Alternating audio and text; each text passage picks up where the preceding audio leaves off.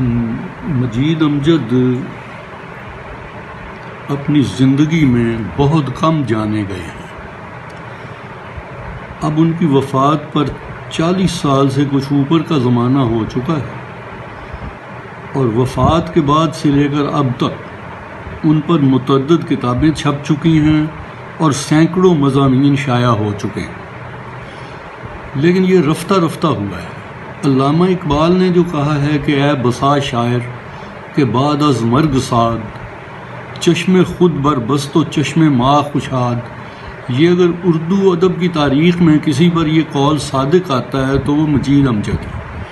یعنی اس شعر کا مطلب یہ ہے کہ ایسے بہت سے شاعر ہوتے ہیں جو موت کے بعد پیدا ہوتے ہیں، وہ اپنی آنکھیں بند کرتے ہیں اور ہماری آنکھیں کھول دیتے ہیں۔ بین ہی مجید امجد کا یہی قصہ ہے کہ وہ زندہ رہے، چھپتے رہے، ان کی نظموں کی انفرادی طور پر پسند بھی کیا جاتا رہا، لیکن کبھی کسی حلقے نے، کبھی کسی تحریک نے، کبھی کسی نقاد نے ان کا ذکر نہیں کیا۔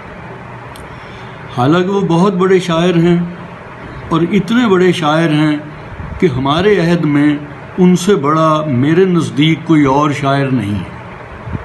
اب مجید امجد دریافت ہو رہا ہے، اس کے بارے میں بہت کچھ لکھا جا رہا ہے، لیکن میرا خیال یہ ہے کہ ان کے متن کو ابھی تک بہت کم سمجھا گیا ہے۔ نقاد